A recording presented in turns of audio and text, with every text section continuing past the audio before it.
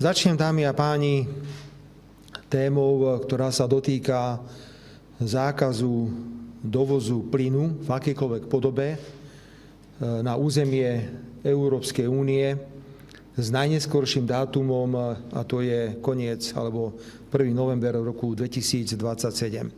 Tam sú rôzne termíny, ale pokiaľ ide o Slovensko, pre nás je aktuálny 1. november 2027, kedy so 100% pravdepodobnosťou na základe právoplatného rozhodnutia orgánov Európskej únie prestane tiecť nielen na Slovensko, ale do celej Európskej únie plyn z Ruskej federácie v akejkoľvek podobe. Či je to skvapalnený plyn, alebo to je plyn, ktorý ide cez tradičné potrubia. Nebudem to príliš komentovať, môj názor poznáte, je to dokončenie takej, by som povedal, energetickej samovraždy Európskej únie a na toto hlúpe ideologické rozhodnutie všetci veľmi doplatíme. Viete, že prvý krok, ktorý nás výrazne poškodil, bolo zastavenie tranzitu ruského plynu cez územie Slovenskej republiky. Toto rozhodnutie prijal ukrajinský prezident a toto rozhodnutie nás ročne stojí do 500 miliónov eur. To je strata na tranzitných poplatkoch za plyn, ktorý sme cez naše potrubie prevážali ďalej do Európy. My dnes ako malá krajina naďalej odoberáme aj ruský plyn, hoci tento tvorí už len menšinu z toho objemu dodávaného plynu, cez plynovod, ktorý sa nazýva Turkstream, ktorý ide juhom cez Maďarsko na Slovensko. Ale toto, ako som už povedal, keďže máme dlhodobé kontrakty s ruskými partnermi, skončí najneskôr 1. novembra 2027. Od toho okamihu nebudeme môcť brať z Ruskej federácie žiadny plyn. Poviem to po slovensky a verím, že dovtedy skončí vojna a všetci dostaneme rozum. Pretože odtrhnúť sa od ruských energií takýmto spôsobom je samovražda. A to nehovorím len ja. To dnes hovoria aj nemeckí ekonomovia, nemeckí politici a dnes už aj ďalší a ďalší politici z Európskej únie. Dobre, padlo rozhodnutie, nezmyselné, ideologické, a ja chcem poďakovať všetkým reprezentantom Slovenskej republiky, ktorí zastupujú našu krajinu v orgánoch Európskej únie. A včera to bol aj štátny tajomník Ministerstva zahraničných vecí, pán Marek Eštok, ktorý priamo hlasoval proti tomuto nariadeniu. Druhou krajinou, ktorá hlasovala proti, bolo Maďarsko, ale to nepomohlo, pretože v tomto prípade Európska komisia, prepáčte za hrubý výraz, všetkých oklamala, keďže toto nariadenie sa schvaľovalo kvalifikovanou väčšinou. My sme presvedčení, dámy a páni, že ide o štandardnú sankciu. A v prípade sankcií sa vyžaduje jednomyseľnosť. Lenže komisia vedela, že ak by bola jednomyseľnosť, tak takáto hlúposť nemôže prejsť, lebo by boli viaceré krajiny, ktoré buď by boli proti, alebo sa zdržali minimálne hlasovania. Preto obišli tento princíp a toto nariadenie bolo schválené kvalifikovanou väčšinou, čo považujeme za porušenie základných princípov, základných zmluv, na ktorých stojí Európska únia. Ak teda odhliadneme od toho, čo to bude znamenať. Poprvé, Slovensko, ktoré vždy bolo na začiatku rúry, je na konci rúry. Budeme vystavení možno situáciám, kedy nebude dostatok komodity. Jedna závislosť sa nahrádza druhou závislosťou. Dnes Európa bude odoberať brutálne množstvá skvapalneného plynu zo Spojených štátov amerických. Jednoducho toto nie je riešenie pre nikoho. Je to riešenie, ktoré bolo prijaté len a len z dôvodu nenávisti voči Ruskej federácii. Ja odmietam nenávisť ako vlastnosť, ktorá má určovať medzinárodné vzťahy. Chcem povedať, že sme mali vždy korektné vzťahy s dodávateľmi plynu a ropy z Ruskej federácie. Boli to spoľahliví dodávateľia. A dnes sa budeme musieť spoľahnúť možno niekedy aj na to, že budú ochotné západné krajiny postupovať ďalej plyn smerom na východ k nám. Pretože môže nastať situácia, že nebude dostatok komodity. A potom sa budem pýtať, že či veľké krajiny budú hľadieť na národno-štátne záujmy krajín, ktoré sú malé, ako je napríklad Slovensko. Je to nezmysel. My s týmto nezmyslom musíme žiť, ale som hrdý na to, že Slovenská republika bola v tejto téme konzistentná. Od samého začiatku sme túto ideologickú hlúposť odmietali. Na všetkých stupňoch sme protestovali, vyžadovali sme zásahy do legislatívy a včerajšie definitívne hlasovanie potvrdilo konzistentnosť nášho postoja, keď zástupca Slovenskej republiky hlasoval proti tomuto nariadeniu. Znovu očakávam, že do 1. novembra 27 by mohol byť ukončený vojnový konflikt. A napíšte si to všetci, keď skončí vojnový konflikt, všetci si polámu nohy, ako budú utekať do Ruska robiť biznis. Ešte raz. Keď skončí vojnový konflikt, všetci si polámu nohy, ako budú utekať do Ruskej federácie a robiť biznis ako obyčajne, čiže business as usually. Vláda Slovenskej republiky za danej situácie sa rozhodla, že využije všetky ešte prostriedky, ktoré k dispozícii má. A preto sme sa rozhodli, rokovali sme o tom dvakrát na vláde Slovenskej republiky, že podáme proti tomuto nariadeniu žalobu na Súdny dvor Európskej únie, ktorý sídli v Luxembursku.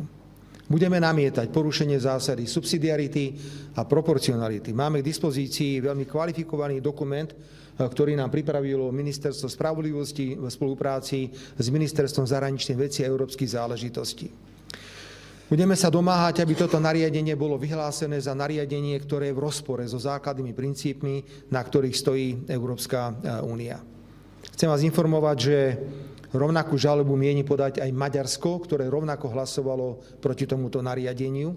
Nie je možné podať spoločnú žalobu, každá krajina podá žalobu sama za seba, ale je celkom normálne, že budeme koordinovať argumenty a zdôvodnenie týchto žalôb, preto už momentálne teraz dochádza k intenzívnej výmene informácií a my rozhodneme na vláde o postupe, kedy žaloba bude podaná, musíme dať pozor na lehoty a na všetko, čo s tým súvisí. Toto je suverénny, konzistentný postoj vlády Slovenskej republiky a ja odmietam tieto ideologické závislosti. Najprv to je so Sovietským zväzom na večné časy, potom so Spojenými štátmi americkými na večné časy a nikdy inak.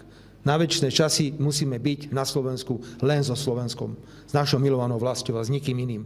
A toto je politika, ktorú ja budem vždy robiť. Takže toto je postoj k Repower EU, ktorý som opakovane označil za ideologické blúznenie, za energetickú samovraždu a túto samovraždu môže zvrátiť len ukončenie vojnového konfliktu. Ja som bol v kontakte s pánom ministrom zahraničných vecí Maďarska Petrom Siartom, kde sme si potvrdili našu koordináciu pri podávaní tejto žaloby, pretože každá krajina musí individuálne podať túto žalobu, avšak máme v podstate rovnaké podmienky, možno niektoré východiska sú individuálne v prípade Slovenska a rovnako aj Maďarska.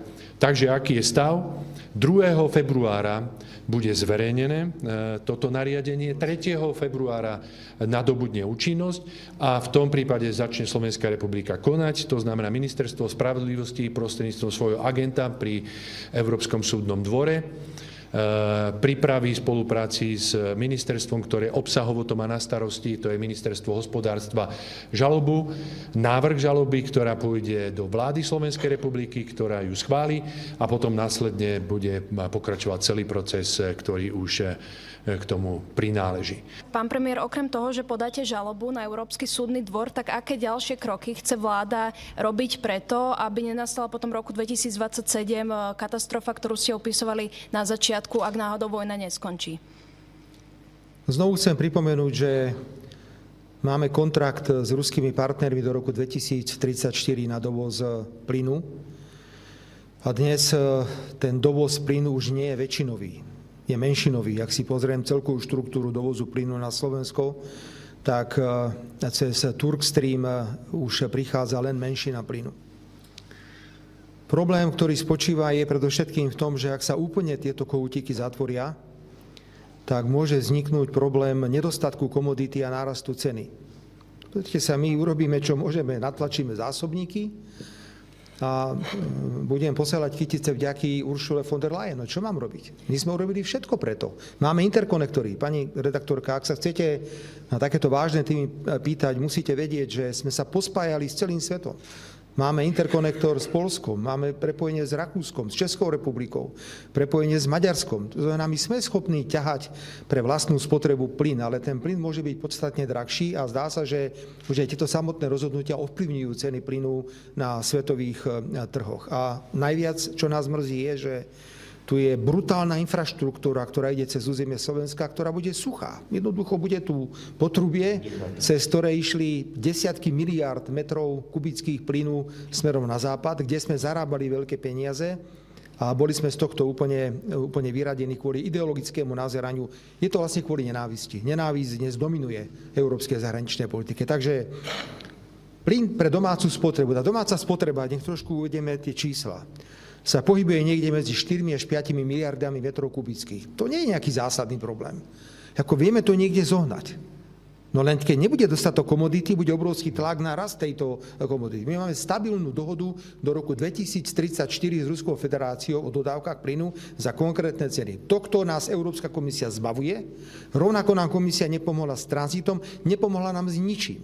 Dokonca nepomáha komisia ani s vysokými cenami elektrickej energie. Takže prosím, mňa sa nepýtajte, čo bude po roku 27. My urobíme všetko preto, aby bolo dobre. Ale čo bude po 1. novembri 27, ja neviem. Ja len verím, že do 1. novembra 27 skončí vojna.